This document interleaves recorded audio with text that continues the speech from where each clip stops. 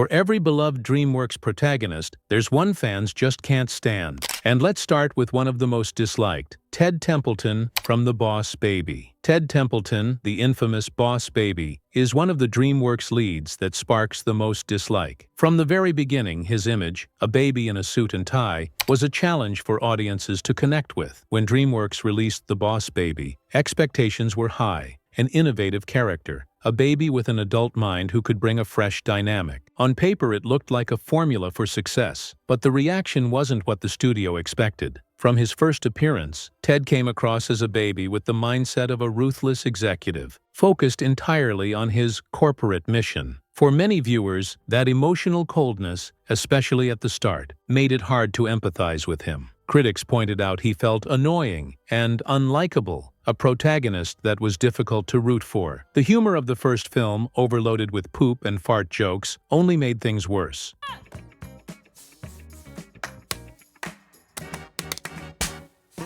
Adults and older viewers who expected something smarter often found it tiring and irritating. The narrative structure didn't help either, at times confusing, with half-baked backstories and random plot devices that lacked real depth. And the dislike for Ted only grew stronger with The Boss Baby 2. Now an adult, Ted is a successful CEO with a Wolf of Wall Street vibe, oozing arrogance and even more emotional detachment. His grown-up version, disinterested in family and shallow at heart, reinforced his reputation as a hated character. The sequel's story, described as chaotic and overly fast-paced, felt like it was trying to cover up a weak and unoriginal plot. It was more of the same, but with a less charismatic Ted and a narrative that prioritized loud, frantic action over genuine character development. But if Ted Templeton, the infamous Boss Baby, showed how quickly audiences can turn against a protagonist, Shrek is the exact opposite. He's the perfect example of how a character can completely reshape a franchise and even redefine an entire genre. When DreamWorks released Shrek, it wasn't just a gamble, it was a risk that could have sunk the studio. At the time, fairy tales meant perfect princesses and charming princes.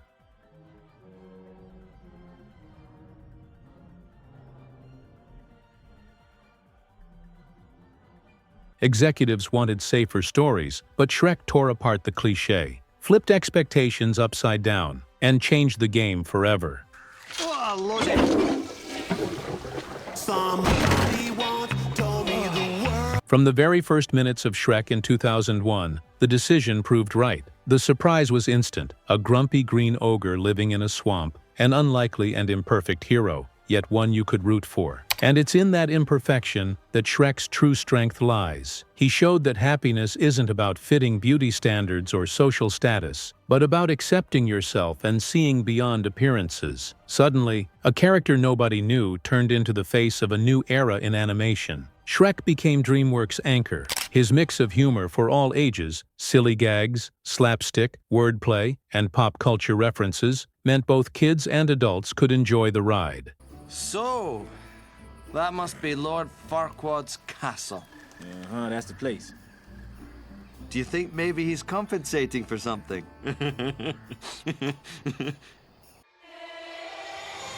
His chemistry with Donkey and the complex Fiona only amplified the story's message of authenticity and acceptance, making it the backbone of DreamWorks' success. Fans didn't just enjoy watching Shrek, they invested in him. The emotional connection was so strong it turned the ogre into a cultural phenomenon. By the end of each screening, audiences weren't just watching a reimagined fairy tale, they were celebrating authenticity. And that kind of reaction can't be manufactured. It only happens when the main character truly captures the audience's heart. Shrek wasn't just a movie. He redefined what animation could be. What began as a huge risk turned into the foundation of one of the most successful film franchises of all time. For fans, he's not just the Green Ogre. He's the reason DreamWorks thrived, becoming the face of the studio and its highest-grossing film to this day. Somebody once told me the world. But while Shrek became the face of DreamWorks' success, other choices were remembered, for all the wrong reasons. And in some cases, they nearly dragged an entire movie down with them. That was exactly what happened with none other than Barry B. Benson. When B-Movie was released in 2007, the premise seemed simple enough. Tell the story of a bee tired of the hive's routine, stepping out to discover the world beyond. Whoa! I'm out! I can't believe I'm out! But from the very start, its reception was controversial. Barry's very first major decision sets the tone. What initially seems fair quickly turns catastrophic. After discovering that humans exploit honey, he decides to sue all of humanity. On paper, the idea looked bold, even heroic. But the outcome? A disaster. Without bees working, pollination collapses, flowers vanish, and the entire planet is thrown into crisis. For many, Barry's choice revealed nothing but pure ego, and the discomfort didn't stop there. Barry's relationship with Vanessa, a human, made things even stranger. The suggestion of romance between a person and a bee felt wildly inappropriate for a family movie. Human. Oh, no, that didn't happen. You didn't do that. That's a bee law. You wouldn't break a bee law. Her name's Vanessa. Oh boy. She's so nice. And she's a florist. So much so that even Jerry Seinfeld, the creator and voice of Barry, admitted years later that maybe this idea had gone too far. Yeah, and then I make a movie with a bee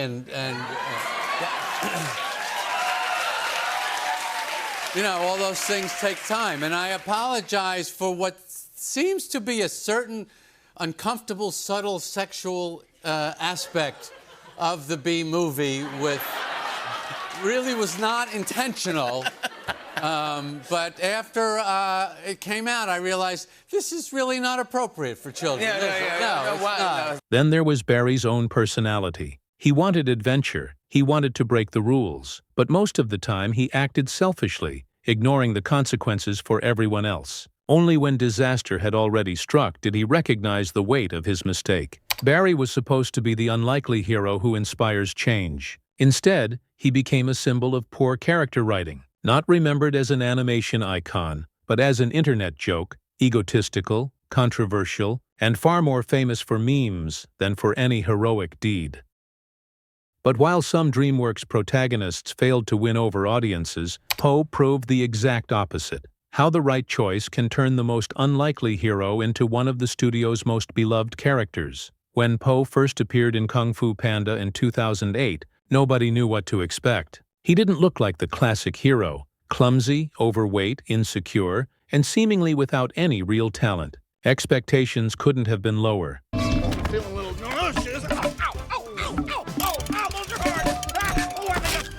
But the moment he hit the screen, everything changed. Poe brought a unique mix of humor, heart, and humanity. His awkwardness, his love of food, and his goofy jokes contrasted perfectly with the epic action scenes, creating a balance of lightness and intensity. He captured both sides of the journey, the everyday dreamer no one believed in, and the dragon warrior destined to save the valley. Over time, Poe became the soul of the franchise. Audiences followed his growth, from Kung Fu superfan to true master, and even spiritual leader. I am the Dragon Warrior.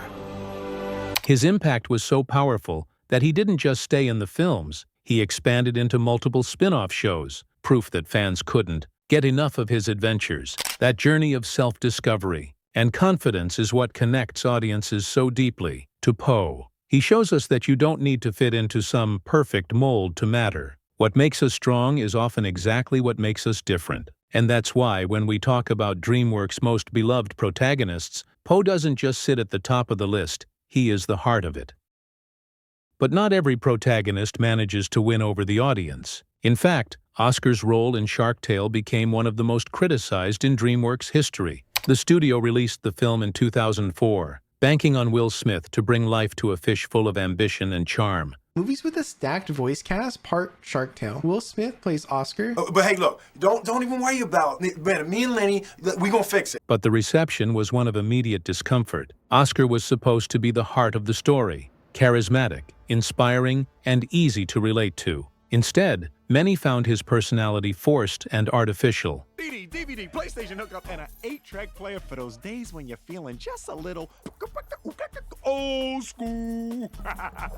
Right from the start, the jokes overloaded with pop culture references felt disconnected, almost like cheap parodies that aged far too quickly. The visual design didn't help either. Exaggerated facial expressions and awkward proportions made Oscar and several of the film's characters strange to look at, which made it hard to empathize with him. By the time the film premiered, what should have been a captivating hero came across as selfish, fame-obsessed, and willing to betray friends to get what he wanted. His romantic arc didn't help his case either. His involvement with Lola was seen as toxic and unbalanced, while his inability to appreciate Angie, the loyal friend who truly cared for him, only reinforced his image as ungrateful and disrespectful. The contrast with other animated heroes was striking. While characters like Shrek or Poe balanced humor with heart, Oscar felt shallow, consumed by adult ambitions that didn't connect with the younger audience. Even critics who praised the film's visuals largely agreed that Oscar didn't work as a protagonist.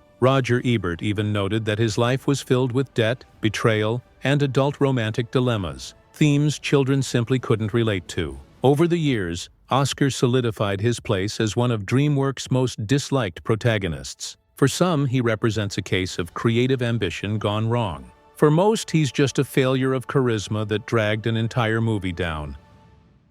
But in the early 2000s, while DreamWorks had already conquered the world with Shrek, few expected a side character to completely steal the spotlight. That's when Puss in Boots arrived.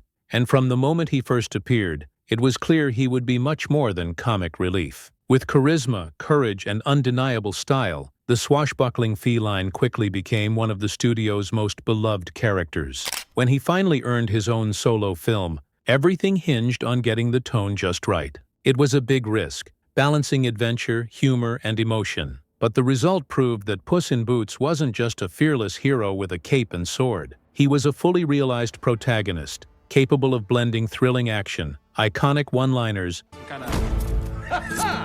Fear me if you dare. and moments of real vulnerability. From the very beginning, he brought a level of presence few animated characters had ever reached, and in The Last Wish, that maturity became even more evident. While Death stood out as one of the most memorable villains in modern animation, it was Puss's journey that gave the story its emotional core. His fear of mortality, his relationship with Kitty Softpaws, and his unexpected bond with Perito grounded the entire narrative. Fear.